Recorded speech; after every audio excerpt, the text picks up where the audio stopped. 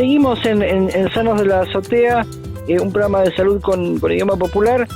Es un tema del que vamos a hablar en unos minutos que nos interesa muchísimo y que le venimos dando cobertura, que tiene que ver con la salud de nuestros trabajadores y trabajadoras de la salud. Hay una cosa que conocemos, ¿no?, desde hace muchos años, que tiene que ver con este concepto de cuidar a los que cuidan, ¿no? Vamos a hablar unos minutos con Mónica Redondo, psicoanalista, que desde ATE, la Asociación de Trabajadores del Estado, viene haciendo un acompañamiento a enfermeros, camilleros, médicos, personal de limpieza, ¿no? Todos los trabajadores y trabajadoras de la salud que en este momento de la pandemia del coronavirus, sin ninguna duda, los tenemos que seguir cuidando y acompañando en todo este proceso tan particular que nos toca vivir. Mónica, muchísimas gracias por poder hablar estos minutos. Y buen día, Pablo. Contanos cómo surge esta experiencia y cómo se va desarrollando.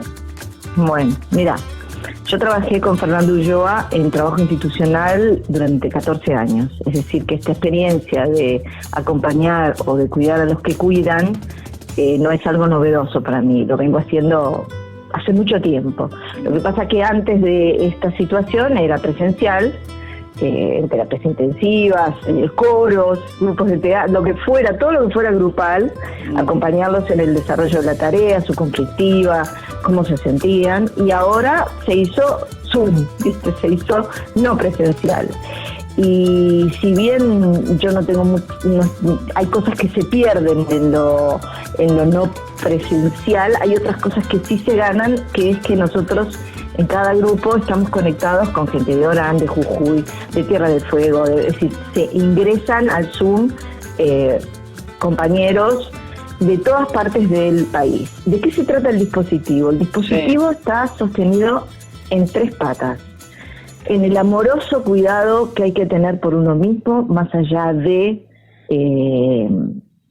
la situación en sí, que a veces es ¿cómo te podría decir? Es rush, es muy rápida. Este es un espacio propuesto fuera del horario de trabajo, es decir, es un espacio de reflexión, de acompañamiento por un colectivo, porque a veces la mayoría de ellos se siente solo, tan solo como los pacientes que reciben, es decir, o que trasladan, que también están aislados. Ellos también se sienten con tanto aparatejo que se ponen encima de sus cuerpos, solos, y por la cantidad de trabajo también solos. Entonces, este espacio no solo los colectiviza y instala el colectivo todo el tiempo, porque se habla de lo que sienten, de lo que piensan, no es un grupo de terapia para nada, y se instrumentan en la mayoría de los casos soluciones, si querés, o resoluciones, o acompañamiento de distintos tipos. Si querés te doy un ejemplo que es muy interesante. Sí. Se habló mucho del aislamiento de los pacientes.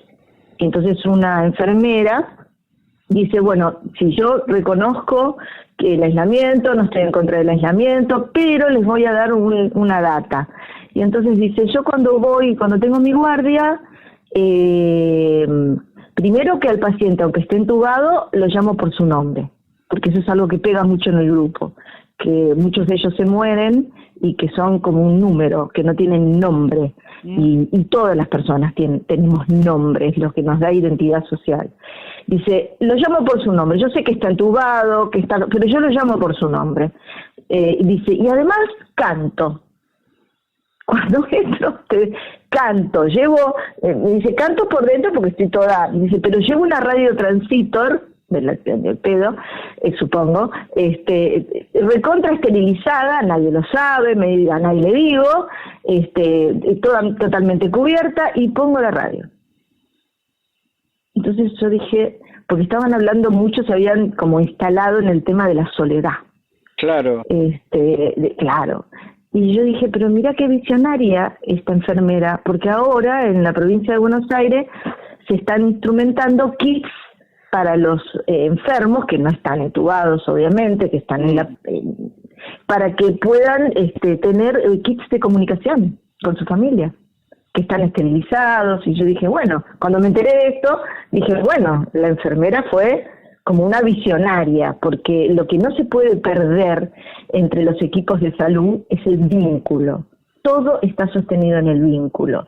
Y si bien esta enfermedad o este virus nos instala en el no vínculo, hay que dar como, viste, como caminitos alternativos para instalar una vez más el vínculo, porque lo que más importa es la condición humana. Ahora, es interesante lo que vos planteás, Mónica, porque en una sociedad que vivimos donde hace bastante tiempo hay una fragilidad en la dimensión vincular, y como esto se da en la propia práctica, y cómo los propios trabajadores empiezan a sentir y vivir lo que le pasa al usuario, ¿no? Al paciente, ¿no? Con esta situación de la pandemia del coronavirus. Sí, esa es una de las herramientas que teníamos siempre en el trabajo con Fernando, que decíamos que había algo del orden de la identificación entre el que trabajaba con y con lo que trabajaba. Por ejemplo, cuando trabajamos con CAN y en infectología en el Fernández, los descuidos de los pacientes eran los descuidos de los médicos. O cuando trabajábamos en el jardín de infantes, viste que las maestras jardineras dicen nenito, y de todo chiquitito, como que se identifican también. Suponen que al niño hay que hablarle con un lenguaje todo chiquitito, o las reuniones de padres, yo no sé si sos papá, pero que te hacen sentar en una sillita pequeñita, y vos sos un adulto. Pero lo que quiero decir que esto es una herramienta que trabajamos siempre con Fernando. ¿En qué punto el grupo se alienaba, se identificaba con el paciente? O en terapia intensiva, otra terapia intensiva en otros momentos, de Gutiérrez, otro trabajo que hice, la identificación era que estaban saturados de pacientes. Estamos hablando de épocas macristas, siempre. Y no recibían respuesta, y entonces se sentían tan inútiles o tan solos o tan aislados como los pacientes niños que atendían. Hay un montón de anécdotas que te puedo contar. Esta es la última, te cuento más porque si no te voy a llenar el programa de anécdotas. En ese trabajo de terapia intensiva con presenciales, yo planteé, porque los institucionalistas avanzamos, incluimos enfermeros, que se incluya todo el servicio. Y me tocó trabajar con padres. Dije, bueno, vamos a trabajar con los padres. Entonces me acompañó la subdirectora del servicio y dice, bueno, a ver, ¿de qué nos vas a hablar? Como si fuera una charla. Yo no vengo a hablar de nada. Digo, yo vengo a que hablen los padres de qué es lo que les está pasando. Y una madre dice, bueno, yo quería decirles que mi hijo llora. Terapia intensiva, y la médica dice, no, su hijo no llora, lo que pasa es que nosotros le ponemos unas gotas de tal cosa, y eso hace que nos dan una explicación química y física, y entonces yo la miro a la médica y le digo, no, su hijo llora, porque para ella, subjetivamente, en tanto condición humana, te lo digo a vos, a la médica no se lo dije de esa manera, su hijo lloraba, y era lo que ella necesitaba decir. En realidad la que lloraba era ella, la que estaba triste era ella, pero necesitaba compartirlo de esa manera. Entonces esa es la escucha permanente que tenemos, con Marcelo, con Flor, de escuchar a aquellos que están pasando. A veces hay reuniones muy duras, porque se habla de la muerte en primera persona, del manejo de los cuerpos, de la muerte del compañero de al lado, y de que nadie se acuerda de su nombre, de que algunos no se acuerdan de lo que hicieron ese día, porque fue tanto el trabajo, que se olvidan, necesitan olvidarse. Entonces, bueno, la verdad que es un trabajo privilegiado, te digo, en el buen sentido de la palabra. Yo estoy muy agradecida, Ate, que me haya dado esa posibilidad, y estoy aprendiendo un montón. Como le digo a mi hija, cuando mis nietos me digan qué estuviste haciendo en la pandemia, bueno, esto es lo que estuve haciendo, acompañando al personal de salud. Para quienes nos están escuchando, estamos hablando con Mónica Redondo, psicoanalista, en relación a este espacio que desde ATE hace, ¿no?, hacia los trabajadores y trabajadoras de la salud que están viviendo este momento de la pandemia del coronavirus. Vos, una de las patas que nombrabas, Mónica, es el de, en principio, el cuidado de uno mismo, ¿no? Digamos, Sí. ¿en qué otra cosa, qué otra pata, digamos, de la mesa o de la silla, digamos? O del banquito, o del ponele. banquito, Sí, ¿no? Porque sí. que siempre patas necesitamos siempre. Es, digamos, vos venís considerando como central en el cuidado y en el desarrollo, ¿no? Digamos, en términos de sanidad para los trabajadores y Sí, trabajadoras. te entiendo. Primero, que la red social y el colectivo sigue existiendo, no desapareció. Y eso es muy importante, porque si no, los compañeros suponen que están solos y que las soluciones las tienen que dar ellos, todas, y no están solos, están en red por lo pronto en estos grupos están en red con sus compañeros. Y hay muchos que esperan este día para poder hablar de lo que les pasó y para ver qué soluciones colectivas se pueden encontrar, alternativas, ¿no? No definitivas, porque ¿quién tiene solución para esto? Y la tercera también, porque hay varias patas, no sé cuántas, es el tema de la ternura. La ternura era algo que decía Fernando y que yo lo tomo, que tiene que ver con el buen cuidado que te dije, con el cuidado, y que tiene que ver con que cuando hay crueldad y salvajismo en la sociedad, esto yo lo decía cuando estaba Macri, pero ahora lo digo, crueldad y salvajismo de parte de algunos de la sociedad, y crueldad y salvajismo de un virus que no sabes por dónde viene, cómo te toma, etcétera, es importante. Y la ternura también implica los nombres propios. Acá todos tenemos, en los grupos tenemos nombres propios. Y si a alguien se le muere un familiar, tiene nombre propio. Y si se muere un compañero de trabajo, también tiene nombre propio. Y lo que hacemos es homenajearlo cada vez. Referirnos a él, a sus buenos recuerdos. Hacemos como una especie de velorio, de duelo en conjunto, sin conocer al compañero, ¿no? Nos pasó hace 2 semanas. Así que es como reivindicar que a pesar de todo esto, estamos vivos y reivindicamos la condición humana. Fíjate qué paradoja, ¿no? Durante el gobierno macrista, gobierno nacional, y en los 13, 14 años que tenemos acá en la ciudad de Buenos Aires, todo esto, aislarse, no darle bola al otro, el otro es peligroso, no unirse, no colectivizar, no agruparse, la solución la tenés vos, la meritocracia, todo eso es el discurso de Macri. Y entonces tenemos que poder aislar ese discurso y transformar esta fuerza que tienen los grupos en que el colectivo está, a pesar de las bajas sigue estando, y que nosotros seguimos estando, que el grupo se sostiene, porque va a haber un después.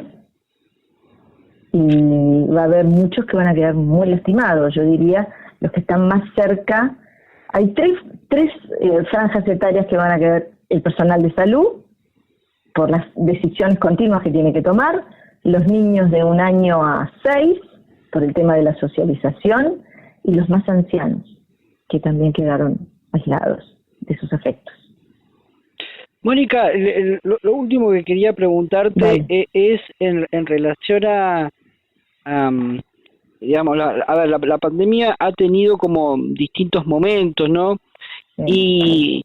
Y este último, podemos pensar esta última etapa de la pandemia, partimos de algo que vos seguramente lo ves y lo palpás, es de un proceso de negación, ¿no? De varios, de un sector de nuestra sociedad, que no es toda, esto siempre lo aclaramos, pero digo, ¿cómo impacta esto en los trabajadores y trabajadoras donde de repente se encuentra con una doble realidad, ¿no? Mientras están sufriendo, poniendo lo mejor, dejando el cuerpo y a veces hasta lo que no tienen en un servicio con la pandemia, y salen, ¿no? Y se encuentran con que en la calle, no digo que están en Disney, ¿no? Pero como que está todo bien y esto ya pasó, y bueno, y es una cosa solamente de los trabajadores de la salud. Es excelente pregunta. Sí, es bastante desmoralizador, ¿no? Porque son como dos realidades paralelas, ¿viste? Alicia en el País de las Maravillas, a través del espejo. Mira, vos mencionaste negación, es más complejo todavía que la negación. La negación es renegación, porque niegan que están negando, esto no existe, la vacuna no existe, el virus no existe, y después a eso agregale, a ese cóctel y ese combo, la proyección en aquel que te dice que esto existe de la manera que existe, el odio. Vos no me vas a venir a romper a mí esta ilusión imaginaria donde pongo en riesgo el conjunto de la sociedad, denunciándome o diciendo que eso no es el odio. Es decir, los que no están de acuerdo con nosotros los odiamos porque nos quieren meter un chip con la vacuna, por lo que fuera. Ese es el combo. Es un combo bastante maldito, te diría, y muy complejo de desarmar. Yo personalmente lo acepto, ni siquiera lo desarmo, pero en relación al personal de salud sí es muy desmoralizador. Frente a eso, nosotros la respuesta que tenemos siempre, frente a esas situaciones u otras, es que se nutran de su intimidad, de su familia, que puedan poner el trabajo afuera y que valoren los pequeños momentos o los grandes momentos de cuando están con su familia, porque si hay algo que les pasa mucho al personal de salud es que tienen pánico de contagiar a su propia familia. Pánico. Eso hay que pensarlo porque es una posibilidad. Entonces, algunos toman decisiones de quizás que se vaya la mujer y los hijos, los que pueden, ¿no? A la casa de los padres y ellos se quedan solos. Y la otra y última cosa que para mí es muy, pero muy importante, que es una pata que no me puedo olvidar, y que por ahí a algunos le va a resultar muy antipático lo que voy a decir, pero lo lamento. Nosotros trabajamos mucho, pero mucho, con que no son héroes, porque el héroe se sacrifica. Son seres humanos que van a hacer lo imposible para salvar una vida, pero no son héroes, porque el héroe se inmola, y yo no quiero que se inmole. Ahora, interesante lo que vos decís, Mónica, ¿no? Porque son todas marcas de nuestra subjetividad que están construidas socialmente y que justamente, ¿no? la idea del héroe es el imposible, ¿no? Digamos digo no, me tiro, ¿viste? Me inmolo. Digo algo para... O me inmolo o me inhibo o me agarro un ataque de pánico y no salgo a ningún lado. Mirá que hay muchos médicos que han pedido licencia de 5 sueldos y se han retirado. También, eso pasa. Por eso digo que sostener ese ideal de heroicidad los pone en riesgo. Y si los pone en riesgo, se ponen en riesgo ellos, ponen en riesgo los pacientes. No se puede heroizar. ¿Sabes que me acordaba con esto y que lo hablaba con ellos y que ahora me está preocupando? Es que nuestros héroes de Malvinas también fueron héroes en serio y que hubo un montón de crueldades que se cometieron con los soldados de Malvinas, con los colimbas, para que ellos sostuvieron la heroicidad y que cuando se perdió. Bueno, es una forma de decir, los ingleses no sé, nos pasaron por arriba gracias a los milicos que estaban en ese momento dirigiendo. Cuando volvieron, hubo desde la sociedad, no te digo como un rechazo, pero tampoco hubo un acogimiento, un alojamiento. Y entonces yo digo, después de esto, ¿en qué lugar van a quedar los que sobrevivieron, los del personal de salud que sobrevivieron? ¿Cuál es el lugar? Porque, ¿qué lugar les vamos a dar? Para mí, reconocimiento, infinito.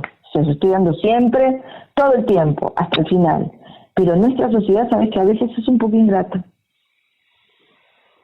con los políticos que quieren lo mejor para la gente y reivindican el Estado, y también con el personal de salud, que la verdad está haciendo de todo. Es decir, está como multiplicándose en los roles que hacen. Ellos mismos comprándose barbijos al principio, ya que me hablabas del principio. Acá en Buenos Aires hubo una escasez de elementos de seguridad infinita, y ellos hacían vaquitas y se lo compraban entre ellos. Así que la verdad que le tenemos que estar eternamente agradecidos, como colegas, como compañeros y como seres humanos.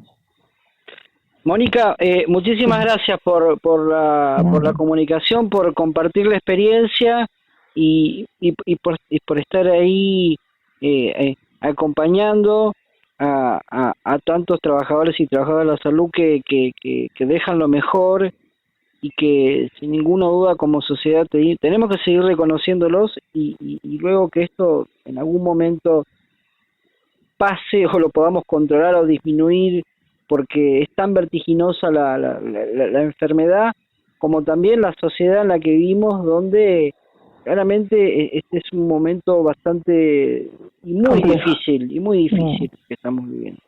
Uh-huh.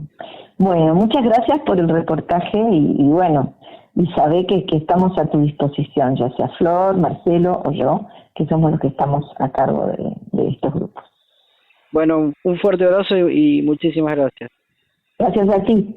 Hasta luego. Nosotros estamos atendiendo a niñas que van a ser quienes, los adultos que muevan este país después. ¿Y cuál es el punto de partida que les estamos dando? Tenemos que luchar para que el punto de partida de todos sea el mismo, para que todos tengan las mismas posibilidades. Yo no sé si esto va a cambiar o no, pero no nos vamos a quedar callados con esto, no nos vamos a quedar callados. Vamos a tratar de luchar para que esto mejore. Ni callados ni en silencio, con las voces de los trabajadores y trabajadoras de la salud. Acá, ahí, haciendo comunicación participativa en Sanos de la Azotea, un programa de salud con idioma popular.